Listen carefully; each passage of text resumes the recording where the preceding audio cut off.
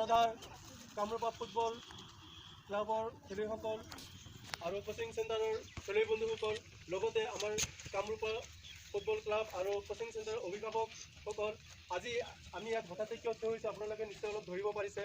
আজিৰ দিনটো হৈছে অভিৰুচি ক্ৰীড়া দিৱস, অৰ্থাৎ ভোগেশ্বৰ বৰুৱাৰ জন্মদিন।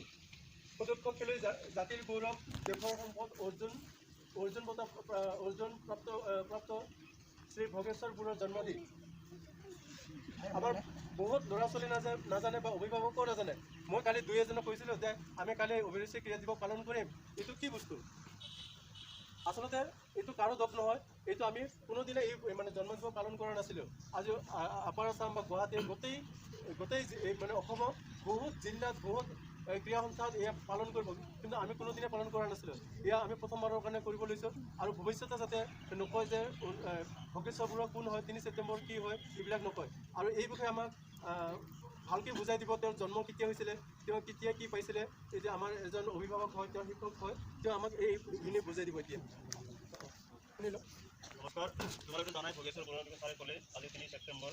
আজি আমি কি হিচাপে পালন কৰি আছোঁ? অভিৰুচি ক্ৰীড়া দিৱস। এখানে কিমান দাম 40 বৰ্ষ হৈছে আজি। তেওঁৰ চমু জীৱনী বিষয়ে পাঠ কৰি দিছোঁ, অলপ শুনা তোমালোকে, তাৰে অলপ ভালকৈ মনত ৰাখিব আহিব, পিছলৈ কামত আহিব। তেখেতৰ জন্ম কিমান চনত হৈছিল? 3 ছেপ্টেম্বৰ 1940 চনত। কিমান চনত? 40 চনত। চোৰ কি কোৱা? আৰু জন্মৰ স্থান আমাৰ অসমতে আছিল। কোনখন জিলাত? শিৱসাগৰ জিলাত। আৰু ঠাইটো হ'ল সুন্দৰপুৰ। দেখিবা, সুন্দৰপুৰ, শিৱসাগৰ জিলাত। আৰু পিতৃৰ নাম আছিল ভদ্ৰেশ্বৰ বৰুৱা। কি আছিল? আৰু মাকৰ নাম? আৰু বঁটা তেখেতে বহুত বঁটা পাইছিল, কিন্তু মই ইয়াত জাগা নাই কাৰণে অলপ চমুকৈ লিখি দিছোঁ। তোমালোকে এইবিলাক ইউটিউবত চাৰ্চ কৰিবা, নাইবা ফেচবুকত পাবা, পষ্টত পাবা, এইবোৰ অলপ বেছিকৈ নিজে চাই ভালকৈ চাই ল'বা। এইবিলাক তেওঁ 1900 কিমান চন এইটো? 1966 চনত বেংককত অনুষ্ঠিত হোৱা 5ম এছিয়ান গেমছৰ 800 মিটাৰ দৌৰত প্ৰথম স্থান পাইছিল। আৰু এই প্ৰথম স্থানত পাই কি পদক জয় কৰিছিল? স্বৰ্ণ পদক, গ'ল্ড, হয় না? আৰু 2 নম্বৰটো 1970 চনত কি পাইছিল? 1ষ্ট এছিয়ান গেমছৰ 400 মিটাৰ ৰিলিত কি পাইছিল? ৰূপৰ পদক পাইছিল। তাৰমানে কেই নম্বৰ স্থান পাইছিল? ৰূপৰ পদক পাইছিল। কেই নম্বৰ স্থান হ'ব? 2 না তৃতীয়? তাৰপিছত 1967 চনত ভাৰত চৰকাৰে প্ৰদান কৰা ক্ৰীড়া ক্ষেত্ৰৰ সৰ্বোচ্চ সন্মান অৰ্জুন বঁটা লাভ কৰিছিল।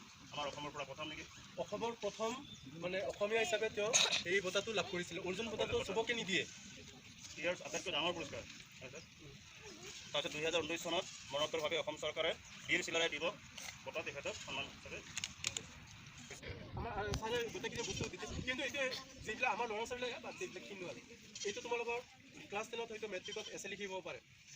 যিবিলাকে ইণ্টাৰভিউ দি আছে, তেওঁ কিমান চনত অৰ্জুন বঁটা লাভ কৰিছিলে আহে নাই? আহিব পাৰে, 1 নম্বৰ হ'লেও থাকিব। গতিকে ভোগেশ্বৰ বৰুৱাক অসম চৰকাৰে বাদ নিদিয়ে, তোমালোকৰ এছে লিখিব আহিব পাৰে। গতিকে আজি বহুতখিনি তোমালোকৰ সহায় ইউটিউবত চাৰ্চ কৰি পেলাই এইখন ধুনীয়াকৈ তেওঁৰ জীৱনীটো ধুনীয়াকৈ লিখি দি দিবা। তেওঁ কিহত লাভ কৰিছিল? এই ধান ৰেডত, বুজিছা নাই? এই ধান ৰেডত তেওঁ স্বৰ্ণ বঁটা লাভ কৰিছিলে। এতিয়া আমি কি কৰিম? তেওঁক অনুসৰি তেওঁৰ আদৰ্শক সন্মুখত ৰাখি এতিয়া আমি কোন ল'ৰা ছোৱালীবিলাকক কি কৰিম? দৌৰা আৰম্ভ কৰি দিম, কম্পিটিশ্যন। আমি 10জনক কি কৰিম? চাৰ্টিফিকেট আছে, আমাৰ চাৰ্টিফিকেট দি দিম। 2009 9ৰ ওপৰত দিব নালাগে। আমি সৰু ল'ৰাখিনিক আমি কি কৰিম? প্ৰডাক্ট কৰিম। ভোগেশ্বৰ বৰুৱাৰ নিচিনা যেন আন ভোগেশ্বৰ বৰুৱা আমি জন্ম দিব পাৰিম। সেইকাৰণে